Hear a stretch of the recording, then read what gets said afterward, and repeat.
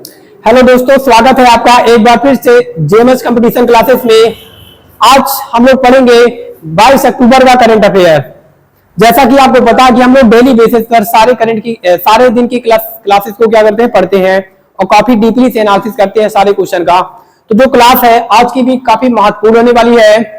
Class के अंत तक बने रहिएगा। यदि क्लास आपको पसंद आती है तो अपने दोस्तों तक जरूर भी शेयर करिएगा। तो चलिए आज की क्लास को स्टार्ट करते हैं। और आज की क्लास का हमारा जो मोटिवेशन कोटेशन है वो है कि रात भी अच्छी होगी और क्या होगी, बात भी अच्छी होगी। ठीक है, मेहनत करते रहो, रात भी अच्छी होगी, मंजर भी अच्छा होगा, आगे बढ़ने की हिम्मत करो और सब कुछ अच्छा ही होगा। ठीक है, मेहनत करते रहो, जो भी परिणाम आएगा मेहनत का सब कुछ अच्छा ही होगा। ठीक है, उसका यदि मेहनत नहीं करोगे तो उसका जो परिणाम होगा वो काफी घातक होगा। ठीक है, आज का हमारा जो पहला क्वेश्चन है ये हमारे पर्यावरण की दृष्टि से काफी महत्वपूर्ण क्वेश्चन है। ठीक है, हमारे पर्यावरण की दृष्टि से काफी महत्वपूर्ण क्वेश्चन है। तो आज का हमारा पहला ही क्वेश्चन काफी महत्वपूर्ण है। ठीक है, आपको पता है कि हर साल हमारे पृथ्वी पर क्या हो रहा है, लगातार जो भी CO2, मीथेन, ये सारी जो गैसें हैं, विषैली गैसें हैं, ये उत्पन्न होने के कारण हमारे पृथ्वी का टेम्परेचर क्या हो रहा है, बढ़ रहा है। ठीक है, जलवायु परिवर्तन हो रहा है। क्या हो रहा है, जलवायु परिवर्तन बहुत तेजी से हो रहा है, जिसके कारण आपको पता है कि इस जलवायु परिवर्तन के कारण जो पृथ्वी का तापमान है, क्या हो रहा है, पृथ्वी का जो तापमान है वो बढ़ रहा है। ठीक है, जो टेम्परेचर है वो बढ़ रहा है। और आपको पता है कि हाल ही में एक न्यूज आपने पढ़ा होगा ईरान की। ठीक है, ईरान की न्यूज पढ़ा होगा कि विश्व का सबसे ज्यादा टेम्परेचर, ठीक है, ईरान के एक शहर में नोट किया गया है, जो कि अमेरिका की डेथ वैली से भी ज्यादा है। ठीक है, अमेरिका की डेथ वैली का भी रिकॉर्ड तोड़ दिया, जो कि 58 डिग्री सेल्सियस था। ठीक है, तो आपको पता है कि इसी जलवायु परिवर्तन को रोकने के लिए प्रत्येक वर्ष क्या किया जाता है, कॉन्फ्रेंस ऑफ पार्टी को आयोजित किया जाता है, जिसमें विश्व के बहुत ही बड़े बड़े देश, ठीक है, शामिल है। मतलब सारे देश शामिल है और सारे देश के रिप्रेजेंटेटिव इसमें क्या करते हैं, भाग लेते हैं। अगर बात करते हैं इस जलवायु परिवर्तन को रोकने के लिए अब तक कितनी मीटिंग हो चुकी है, तो अब तक 28 हो चुकी है। ठीक है, COP 28 तक हो चुकी है और COP 29 होना है। ठीक है, COP 29 होना है। और COP 28 की बात करते हैं तो ये 2024 में आयोजित होती है। कहां पर होती है, UAE, यूनाइटेड अरब अमीरात। ठीक है, और बात करते हैं COP 29 की तो 2025 में होना है और इसकी भी बता दिया गया जगह कहां पर होगी, अजरबैजान की कैपिटल बाकू में होगी। ठीक है, बाकू कहां पर है, अजरबैजान में है। ठीक है, तो ये तो हो गई हमारे पर्यावरण को बचाने के लिए। लेकिन इसी के साथ क्या किया जाता है, इसी के साथ जैव विविधता। आपको पता है कि हमारे पर्यावरण या हमारी पृथ्वी पर जीवों की बहुत ही विविधता पाई जाती है। इन जीवों की विविधता को बचाने के लिए एक COP और आयोजित किया जाता है, जिसका नाम भी क्या है, कॉन्फ्रेंस ऑफ पार्टी है। लेकिन ये अभी तक 16 बार ही आयोजित किया गया है। कितनी बार, 16 बार। तो हाल ही में ये आयोजित हो रहा है, इसलिए ये एग्जाम की दृष्टि से काफी महत्वपूर्ण हो जाता है। तो चलिए पढ़ते हैं कि ये जो जैव विविधता है, जिसे बायोडायवर्सिटी भी बोला जाता है, क्या बोला जाता है, बायोडायवर्सिटी भी बोला जाता है। इसी बायोडायवर्सिटी को बचाने के लिए कॉन्फ्रेंस ऑफ पार्टी और आयोजित किया जाता है। ठीक है, जो कि 16 अभी तक 16 आयोजित हो चुकी है, 16 समिट हो चुकी है, जो 16वीं समिट हो रही है 2024 में हो रही है। ठीक है, आपको बताना है कि ये किस देश में आयोजित हो रही है। तो आपको पता है कि जो बायोडायवर्सिटी है, जैव विविधता है, हमारी पृथ्वी पर सबसे ज्यादा कहां पर उपस्थित है, कहां पर पाई जाती है, तो ये पाई जाती है अमेजन रेन फॉरेस्ट में पाई जाती है। ठीक है, कहां पर पाई जाती है, अमेजन रेन फॉरेस्ट में पाई जाती है। विश्व में सबसे ज्यादा जीवों की विविधता यहीं पर पाई जाती है। ठीक है, और ये जो अमेजन फॉरेस्ट है ये कहां पर है, आपके दक्षिण अमेरिका में है। कहां पर है, दक्षिण अमेरिका में है। और आपको पता है ये जो पार्टी होगी ये दक्षिण अमेरिका का एक देश है, यहीं पर आयोजित हो रही है। तो चलिए पढ़ते हैं कि यहाँ पर दक्षिण अमेरिका का कौन सा देश है। ठीक है, तो देखिए यहाँ पर एक लिखा देश पनामा। तो पनामा को मैंने बताया था कि ये दक्षिण अमेरिकी देश नहीं है। ठीक है, ये आपका मिडिल अमेरिका का है। ठीक है, कहां पर है, एक कैरेबियाई भी पढ़ सकते हो देश, ये आपके मध्य अमेरिकी देश है। ठीक है, कैसा देश है, मध्य अमेरिकी देश है। तो ये तो ऑप्शन हो नहीं सकता। ठीक है, बात करते हैं क्यूबा की, तो ये एक कैरेबियाई देश है। ठीक है, ये कैसे देश है, कैरेबियाई देश है, तो ये देश भी नहीं हो सकता है। और ये देश मध्य अमेरिका का देश है, ये भी ऑप्शन नहीं है। ठीक है, यहाँ पर दो देश है, एक कोलंबिया है, एक इक्वाडोर है, ये दोनों आपके दक्षिण अमेरिकी देश हैं। दक्षिण अमेरिकी देश है, तो इन्हीं दो में से एक देश में किया गया है और ये किया गया है कोलंबिया में। ठीक है, कहां पर किया गया है? कोलंबिया के कैजान शहर में किया गया है। ठीक है, आयोजन इसका किया गया है और ये कौन से नंबर का है? 16वें नंबर का है। ठीक है, बात करते हैं इसका मुख्य उद्देश्य की, तो हमारे पृथ्वी पर लगातार हो रहे जलवायु परिवर्तन को रोकना। ठीक है, और हमारी पृथ्वी पर उपस्थित जो भी जीवों की विविधता है, जीवों की विविधता को बचाना, जीवों की विविधता को बचाना इसका क्या है? मुख्य उद्देश्य है। और बात करते हैं इसका थीम की। ठीक है, तो इसका जो थीम रखा गया है इस वर्ष, इसकी थीम जो रखा गया है इस वर्ष, थीम लिख लो, ये काफी इंपॉर्टेंट है। थीम जो इसकी है वो है पीस। पीस मतलब क्या होता है? शांति होता है। Peace with nature. ठीक है, प्रकृति के साथ शांति। ठीक है, पीस विथ नेचर, प्रकृति के साथ शांति, इसका क्या है? इस वर्ष का थीम है। तो थीम भी आप क्या करो? नोट डाउन कर लो, ये काफी इंपॉर्टेंट है। ठीक है, काफी इंपॉर्टेंट क्वेश्चन है। पीस विथ नेचर, प्रकृति के शांति बनाए रखो। ठीक है, ज्यादा एंड ऐसा काम मत करो जिससे प्रकृति को नुकसान हो। ठीक है, एंड लेकिन हमारे पृथ्वी पे क्या हो रहा है? सारे देशों के द्वारा लगातार, आपको पता है हाल ही में एक रिपोर्ट आती है कि विश्व में सबसे ज्यादा प्लास्टिक का पॉल्यूशन कौन फैलाता है? हमारा भारत खुद फैलाता है। तो इन सारी चीजों पे कंट्रोल करने का एंड कंट्रोल करना है, कैसे करना है, इन सब की जो बातें होती हैं एक जगह बैठ के, वो इसी कॉप मीटिंग में होती है। ठीक है, इसमें लगभग 200 से अधिक देश क्या कर रहे हैं? इस पार्टी में भाग ले रहे हैं। ठीक है, इस मीटिंग में क्या करेंगे? भाग लेंगे। कहां पर ये होगी?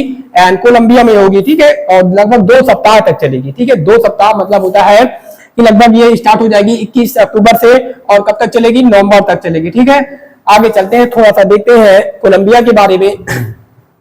ठीक है, तो देख सकते हो आप लोग, Colombia host COP 16 nearly 200 countries और पार्टिसिपेटिंग। ठीक है, लगभग 200 से अधिक देश क्या कर रहे हैं? इसमें भाग ले रहे हैं। ठीक है, और इसकी थीम क्या रखा गया है?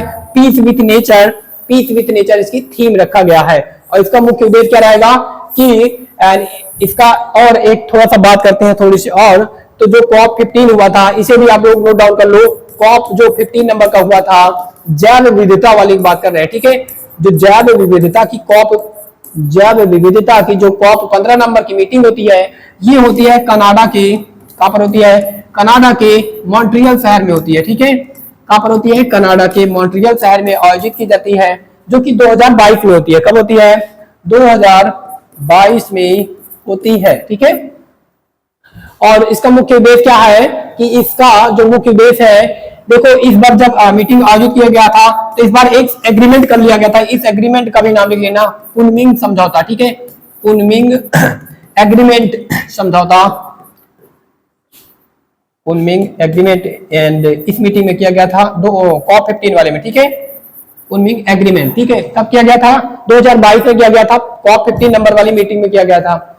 आगे बात करते हैं, थोड़ा सा आगे बात करते हैं, तो देखो इसका जो मुख्य उद्देश्य है, ठीक है, मुख्य उद्देश्य क्या है? मुख्य उद्देश्य है कि हमारे पृथ्वी पर जितनी भी जैव विविधता वाली क्षेत्र है, इसको क्या करना? इसको संरक्षण करना इसका मुख्य उद्देश्य है। और जो पृथ्वी पर लगातार, पृथ्वी का टेम्परेचर लगातार बढ़ रहा है, उसको कंट्रोल करना। ठीक है, भूमि, महासागर, इसमें जो भी पॉल्यूशन वगैरह हो रहे हैं, इनको क्या करना? बचाना इसका मुख्य उद्देश्य है। ठीक है, और थोड़ा सा आगे बात करते हैं, तो देखो ये यहाँ पर ये सारी चीजें जो अभी हमने बताया कि कॉप और 28 का आयोजन कहां पर होता है? ठीक है, कहां पर होता है? कॉप 28 का आयोजन कहां पर होता है? कॉप 29 का आयोजन कहां पर होता है? ये सारी चीजें हमने बता दिया आप लोगों को। ठीक है, और कॉप 29 कहां पर होगा? बाकू में होगा। थोड़ा सा अगर आप लोगों को लिखना तो लिख लो कि UNFCCC इन सब पार्टियों को क्या करता है? आयोजित करवाता है, जिसका मतलब होता है United nation framework, United nation framework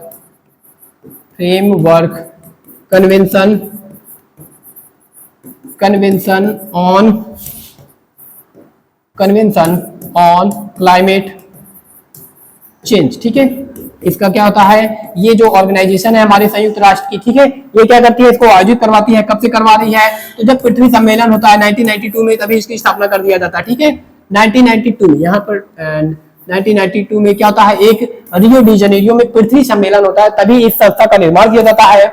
और ये हमारे संयुक्त राष्ट्र की एक बॉडी है जो क्या करती है? हर साल पर्यावरण को बचाने के लिए, हमारे पृथ्वी के क्लाइमेट चेंज को बचाने के लिए, ठीक है, इसमें जो लगातार टेम्परेचर बढ़ रहा है इसे रोकने के लिए ये हर साल मीटिंग क्या कर रही है? आयोजित करवा रही है। ठीक है, और इसमें प्रत्येक देश क्या करते हैं, प्रत्येक देश का रिप्रेजेंटेटिव भाग लेता है और सभी देश क्या करते हैं, इसमें फंड वगैरह भी सहायता प्रदान करते हैं, फंड वगैरह भी देते हैं। ठीक है, चलते हैं अगले क्वेश्चन की ओर। तो अगला हमारा जो क्वेश्चन है ये भी काफी महत्वपूर्ण क्वेश्चन है। ठीक है, ये भी क्या है, हमारा काफी महत्वपूर्ण क्वेश्चन है। आपको पता है कि ये रही हमारी पृथ्वी और इसका एक ही मात्र सैटेलाइट है जिसका नाम क्या है, मून है।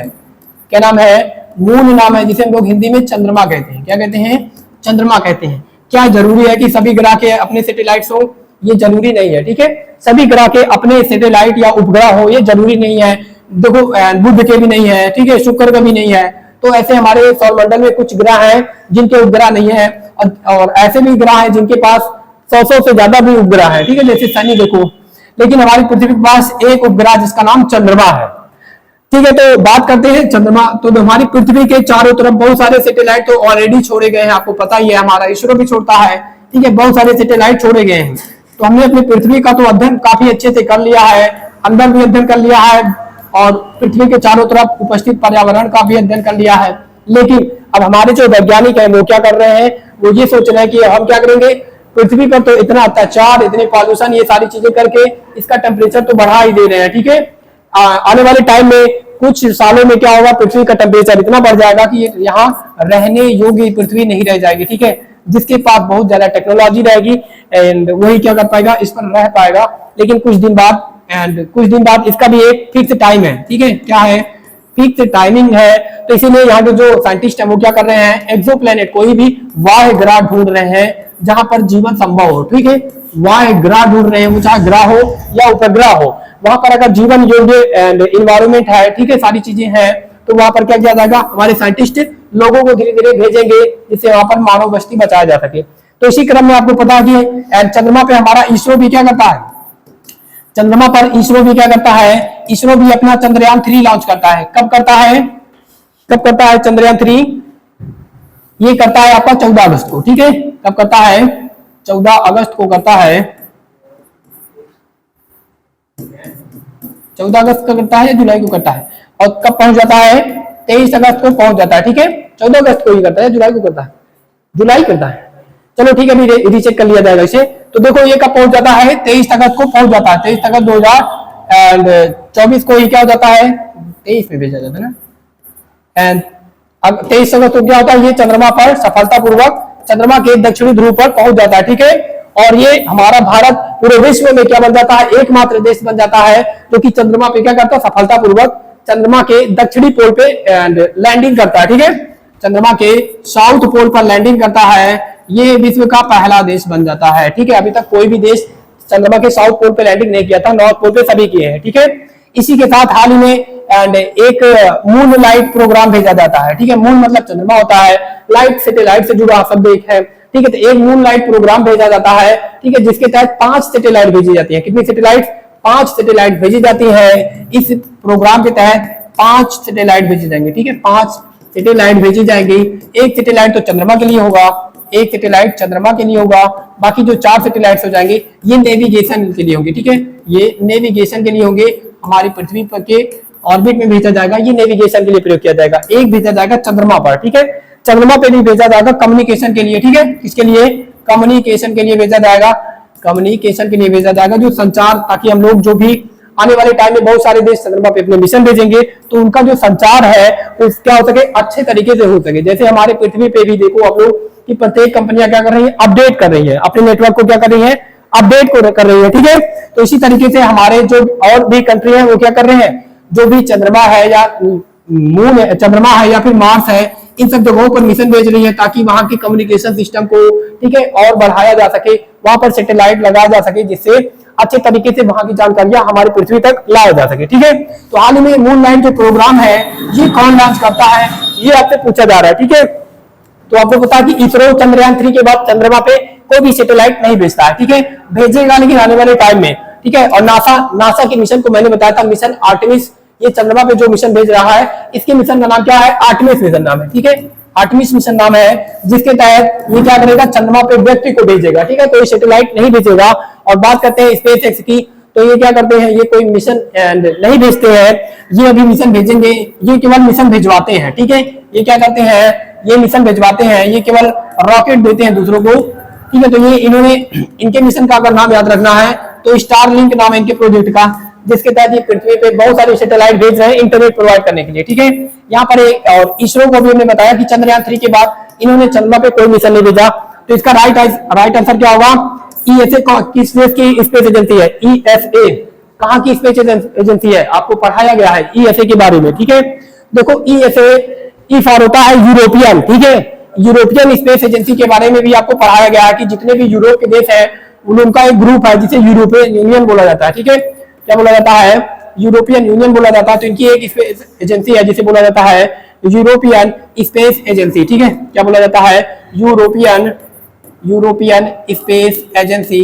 हाल ही में ये क्या करती है? मूनलाइट प्रोग्राम लॉन्च करती है। ठीक है, मूनलाइट स्पेस एजेंसी, इसके बारे में देख लो अच्छे से।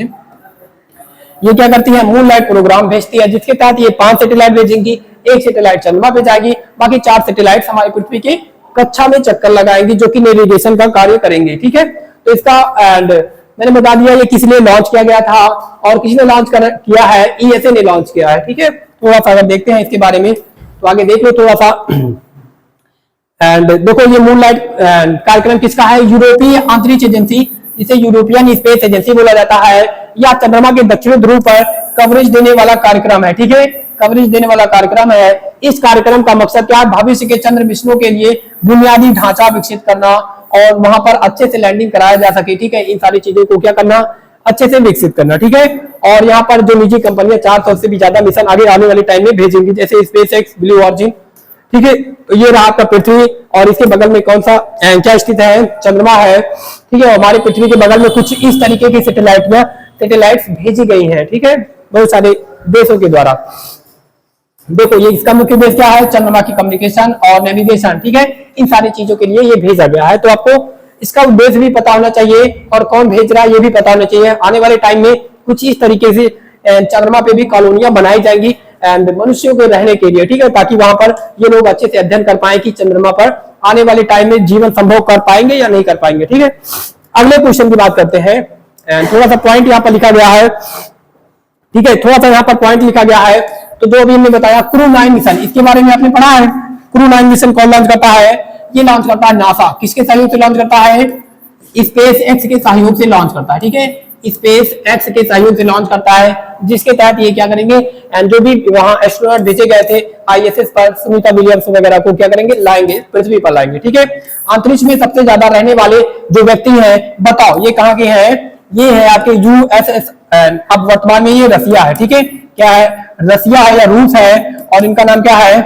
क्या नाम है? निकोलस। ठीक है, क्या नाम है? एक का नाम निकोलस है और एक का नाम क्या है? एक का नाम बताओ क्या है? चंद्रयान 3। चंद्रयान 3 का नाम बात करते हैं तो देखो 2 व्यक्ति बने हैं, एक निकोलस बना है, एक ओलेग नाम का व्यक्ति बना है। ठीक है, एक निकोलस और एक ओलेग कोनेन्को इसका नाम है। ठीक है, क्या नाम है? ओलेग कोनेन्को इनका नाम है। ये दोनों कहाँ के हैं? कोनेन्को इनका नाम है। तो ये है रूस के। ठीक है, कहाँ के? रूस। 1000 से ज्यादा दिन तक ये अंतरिक्ष में रहने का वर्ल्ड रिकॉर्ड बना दिए हैं। ठीक है, अपना रिकॉर्ड खुद तोड़ दिए हैं। और चंद्रयान 3 के बारे में बात करते हैं तो ये चंद्रमा के जिस जगह पर उतरा था, इसका नाम क्या रख दिया गया है? शिव शक्ति पॉइंट रख दिया गया है। ठीक है, शिव शक्ति पॉइंट रख दिया गया है इसका नाम। और उसके बाद ये भेजा कब जाता है? ये भेजा जाता है 14 जुलाई को पहुंचता कब है? 23 अगस्त को पहुंचता है। और 23 अगस्त को हमारी भारत सरकार क्या करेगी? अब अंतरिक्ष दिवस के रूप में मनाएगी। ठीक है, ये सारी चीजें आप लोग याद रखो। इसके साथ चलते हैं अगले क्वेश्चन की ओर। और जो अगला क्वेश्चन है हमारा नियुक्ति से, अपॉइंटमेंट से है। और हाल ही में हमारा जो दक्षिण पूर्वी देश है, ठीक है, दक्षिण पूर्वी जो देश है, नहीं ये नियुक्ति से नहीं है, ये कोई डिजीज से क्वेश्चन है, ये एक डिजीज से क्वेश्चन है। चलो तीसरा जो क्वेश्चन है, ये क्वेश्चन है आपका डिजीज से। हाल ही में मलेरिया जो कि आपको पता है एनोफिलिस मादा जो मच्छर होता है इसके काटने से होता है। ठीक है, हाल ही में एक देश है जिसे मलेरिया मुक्त कर दिया गया है। क्या भारत मलेरिया मुक्त है या नहीं है? अगर नहीं है तो भारत कब तक लक्ष्य बनाया है? तो देखो कोई भी देश अगर अपने यहाँ से कोई भी बीमारी अगर समाप्त कर लेता है तो एक संस्था है WHO। ठीक है, पूरे विश्व में इसी का काम है कि कौन से देश में कौन सा वायरस फैला है, किस उसके बाद कौन सी बीमारी से कौन सा देश पीड़ित है, कौन सा समाप्त कर रहा है, इन सबका सर्टिफिकेशन, ठीक है, इन सबका प्रमाणन या प्रमाणित कौन करता है? प्रमाणित ये कर देता है। इसका मतलब पूरे विश्व में आपको जाना जाएगा कि आपके यहाँ ये बीमारी नहीं है, तो प्रमाणन करने का काम WHO करता है। मुझे पता है कि आप लोगों को WHO के बारे में सारी चीजें पता होगी। इसका मतलब होता है वर्ल्ड हेल्थ ऑर्गेनाइजेशन, ये हमारे वर्ल्ड लेवल की संस्था है, ठीक है। हाल ही में इसने किसी देश को क्या किया है, मलेरिया मुक्त घोषित किया है, ठीक है। मलेरिया मुक्त क्या कर दिया है, घोषित कर दिया है, ठीक है। एंड आपको इसका नाम बताना है, ठीक है। आपको इसको क्या करना है, नाम बताना है, और शायद इन्होंने इसमें उसका नाम ऐड भी नहीं किया है, ठीक है। एंड आपको क्या करना है, उसका नाम बताना है, क्या देश का नाम क्या है, ठीक है। तो देखो मोरक्को जो देश है, एक अफ्रीका का देश है मोरक्को, ठीक है। अल्जीरिया के बगल में स्थित देश है, अल्जीरिया के बगल में स्थित एक देश है मोरक्को।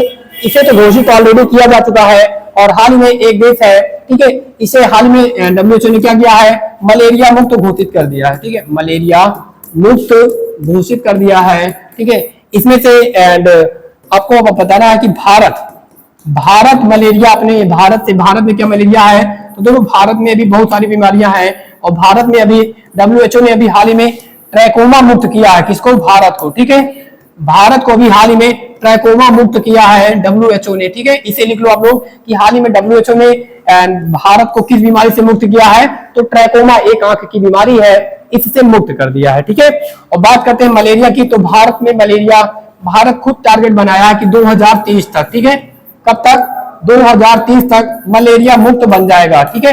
कब तक बन जाएगा, मलेरिया मुक्त बन जाएगा। और इसका आंसर इन्होंने इसमें लिखा नहीं है, ठीक है। इसका जो राइट आंसर हो जाएगा, इसमें इन्होंने लिखा नहीं है, और यहाँ पर देश का भी नाम नहीं लिखे हैं, ठीक है। चलो ठीक है, इसका जो राइट आंसर हो जाएगा वो एंड अफ्रीका का एक देश है, ठीक है। एंड यहाँ पर लिख लो जॉर्डन, इसका भी राइट आंसर नहीं होगा। एंड अल्जीरिया भी नहीं हो जाएगा, लेबनान भी नहीं होगा, ठीक है। लेबनान भी नहीं होगा, मिस्र, अल्जीरिया भी नहीं होगा। राइट आंसर लिख लो मिस्र, ठीक है। कौन सा राइट आंसर होगा, मिस्र राइट आंसर हो जाएगा, क्योंकि जॉर्डन एक अफ्रीका का देश नहीं है, ठीक है। अल्जीरिया है, लेबनान भी एक अफ्रीका का देश नहीं है, अल्जीरिया यही एक देश है।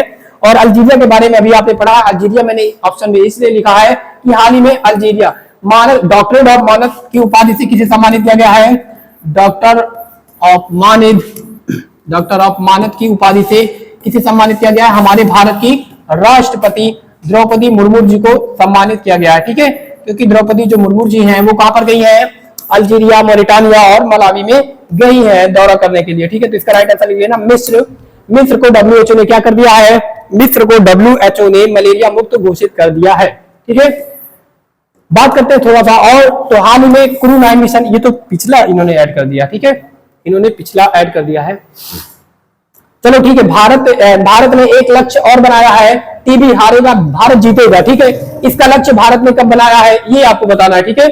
टीबी हारेगा भारत जीतेगा, ठीक है, कब बनाया है, इसका लक्ष्य 2025 बनाया गया, ठीक है।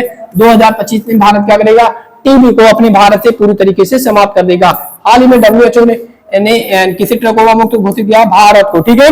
विश्व मलेरिया दिवस की बात करते हैं तो लिख लो 25 अप्रैल को क्या मनाया जाता है, 25 अप्रैल को वर्ल्ड मलेरिया डे के रूप में मनाया जाता है, ठीक है। और एनाफिलिस मादा मच्छर के काटने से ये होता है। अगले क्वेश्चन की बात करते हैं, तो हाल ही में अगला जो क्वेश्चन है ये काफी महत्वपूर्ण क्वेश्चन है, ठीक है, लिख लेना। अगला हमारा जो क्वेश्चन है ये काफी महत्वपूर्ण क्वेश्चन है। और अगले क्वेश्चन की बात करते हैं, तो हाल ही में एक नियुक्ति होती है, वियतनाम के राष्ट्रपति बनते हैं, ठीक है। वियतनाम जिसके बारे में आपको पता है, जिसकी कैपिटल हनोई है, और जो कि भारत इसकी काफी हद तक सहायता भी करता है। यहाँ तेल निकालने जाता है, भारत की जो ONGC कंपनी है यहाँ तेल निकालने के लिए जाती है, और भारत इसको ब्रह्मोस मिसाइल भी बेचता है, ठीक है। और क्या करता है, भारत को नेवल शिप भी देता है, ठीक है। तो वियतनाम हमारे भारत के दृष्टि से काफी महत्वपूर्ण देश है, ठीक है, क्योंकि जब चाइना इसे परेशान करता है तो भारत कौन साथ देता है, भारत ही साथ देता है, ठीक है। तो वियतनाम इस दृष्टि से काफी इंपॉर्टेंट देश है, और ये एक दक्षिण पूर्वी देश है, ठीक है। कौन सा देश है, दक्षिण पूर्वी देश है। हाल ही में यहाँ के प्रेसिडेंट चेंज होते हैं, जो कि कम्युनिस्ट पार्टी से बिलोंग करते हैं, ठीक है। ये पूर्व मेजर जनरल भी हैं, इनका नाम आपको बताना है। यहाँ पर कुछ ऑप्शन आपको परिचित लग रहे होंगे, जिसके बारे में ऑलरेडी आपने पढ़ा है, ठीक है। तो चलिए देखते हैं कि इसमें से कौन सा राइट आंसर है, ठीक है। तो देखो एंड इसका जो राइट आंसर हो जाएगा लुओंग कुलोंग हो जाएगा, ठीक है। इसका नाम आप आसानी से याद कर सकते हो, लुओंग और कुलोंग, ये क्या बने हैं, अभी हाल ही में वियतनाम के राष्ट्रपति बने हैं, ठीक है। और बात करते हैं यहाँ पर कुछ और, तो अनुराग दिशानायके बने हैं हाल ही में, ये किस देश के राष्ट्रपति बनते हैं, अनुराग दिशानायके, ये कहाँ के राष्ट्रपति बनते हैं, श्रीलंका के बनते हैं, ठीक है। एंड श्रीलंका के क्या बनते हैं, श्रीलंका के प्रेसिडेंट बनते हैं। और बात करते हैं एंड यहाँ पर शिगेरू इशिबा के बारे में, यहाँ पर जो केसुरा लिखा है ये गलत लिखा है। शिगेरू इशिबा जो बनते हैं ये जापान के नए पीएम बनते हैं। ठीक है, कहाँ के बनते हैं, जापान के नए पीएम बनते हैं। और इन्होंने किसका स्थान ग्रहण किया है, तो इन्होंने स्थान ग्रहण किया है फुमियो किशिदा का। ठीक है, किसके स्थान पे बने हैं, फुमियो किशिदा के स्थान पे बने हैं। और बात करते हैं विलियम लाई की, तो लिख लेना ये ताइवान के नए राष्ट्रपति बने हैं। ठीक है, ताइवान के नए राष्ट्रपति बने हैं। तो सभी राष्ट्रपति के बारे में लिख लो, जिसके बारे में आपको पता है, जिसके बारे में नहीं पता है उसे लिख लो, जिसके बारे में पता कोई बात ही नहीं। ठीक है, तो श्रीलंका के राष्ट्रपति कौन बनते हैं, अनुरा कुमार दिसानायके बनते हैं, अनुरा कुमार दिसानायके बनते हैं। और वियतनाम के कौन बनते हैं, लुओ कुओंग बनते हैं। और विलियम लाई ताइवान के बनते हैं। ठीक है, विलियम लाई ताइवान के बनते हैं। तो देख लो यहाँ की जो जनसंख्या है लगभग 8 करोड़ के करीब है। ठीक है, और ये हमारे दक्षिण पूर्वी एक देश है। ठीक है, दक्षिण पूर्वी एक देश है जो कि एशिया में एंड जो कि ये हिंद चिंद्र जो ये आपका प्रायद्वीप है इसी के बगल में स्थित एक देश है। इसका स्ट्रक्चर आप लोग देखो कुछ इस तरीके का। ठीक है, ड्रैगन की तरह लग रहा है। ठीक है, ड्रैगन की तरह लग रहा है। तो ये है वियतनाम देश है, क्योंकि जिसकी लेंथ काफी ज्यादा है और चौड़ाई काफी कम है। ठीक है, इसकी कैपिटल क्या हो जाती है, हनोई कैपिटल हो जाती है। और यहाँ की करेंसी हमारे भारत की करेंसी से काफी क्या है, लो है। लो का मतलब होता है हमारे भारत की करेंसी काफी मजबूत है किसकी अपेक्षा, वियतनाम की अपेक्षा। ठीक है, वियतनाम में आप जाओगे अगर अपने यहाँ का 1 रुपया समझ लो वहां का 200 रुपए। ठीक है, इतना बराबर है। तो ये है आपके लुओ कुओंग यहाँ के राष्ट्रपति। ठीक है, जो कि यहाँ के पूर्व मेजर जनरल भी रह चुके हैं। अगले क्वेश्चन की बात करते हैं। तो हमारा जो अगला क्वेश्चन है वो है एंड ये हमारा जो अगला क्वेश्चन है ये प्रवासी दिवस से क्वेश्चन है। ठीक है, कि 18वां जो प्रवासी दिवस मनाया जाएगा 2025 में, क्योंकि आपको पता कि एनआरआई डे कब मनाया जाता है एंड प्रवासी भारतीय दिवस कब मनाया जाता है, 9 जनवरी को मनाया जाता है। कब मनाया जाता है, 9 जनवरी को मनाया जाता है। 9 जनवरी को क्या मनाया जाता है, 9 जनवरी 1915 में क्या होते हैं, गांधी जी साउथ अफ्रीका से हमारे भारत आते हैं। आते हैं नहीं आते हैं, आते हैं। ठीक है, तो इसी दिन को क्या मनाया जाने लगा, इसी दिन को मनाया जाने लगा एंड एनआरआई डे, जिसे बोला जाता है नॉन रेजिडेंस ऑफ इंडिया। ठीक है, नॉन रेजिडेंस ऑफ इंडिया प्रवासी भारतीय दिवस के रूप में मनाया जाने लगा। ठीक है, तो हाल ही में 18वां मनाने जाने की पहले से क्या कर दिया गया, स्थान फिक्स कर दिया गया। तो लो ये कहां पर मनाया जाएगा, ओडिशा में मनाया जाएगा। ठीक है, कहां मनाया जाएगा, ओडिशा में मनाया जाएगा। देख लो 1915 में जब महात्मा गांधी ये कहां से आते हैं, ये दक्षिण अफ्रीका से जब आते हैं तो उसी दिन से ये दिवस मनाने की घोषणा कर दिया गया था। ठीक है, लेकिन मनाना स्टार्ट हुआ था 2003 में। ठीक है, लेकिन कब से स्टार्ट हुआ, 2003 से स्टार्ट हुआ, लेकिन इसी रीजन से मनाया जाता है। कारण क्या है, कारण महात्मा गांधी जी 1915 में 9 जनवरी 1915 को भारत आते हैं दक्षिण अफ्रीका से। और तब से 2000 कुछ समय बाद, ठीक है, लगभग कुछ समय बाद 2003 से क्या मनाया जाने लगा, प्रवासी भारतीय दिवस के रूप में मनाया जाने लगा। शुरुआत कब से होती है, 2003 से होती है। ठीक है, और उसके बाद 17वां कब मनाया गया था, तो लोग 17वां मनाया गया था, ये मनाया गया था मध्य प्रदेश में। ठीक है, कहां पर, मध्य प्रदेश में मनाया गया था। ठीक है, तो इसका राइट आंसर क्या हो जाएगा, ओडिशा इसका राइट आंसर हो जाएगा। ठीक है, आगे देखते हैं और क्वेश्चन क्या है इसमें।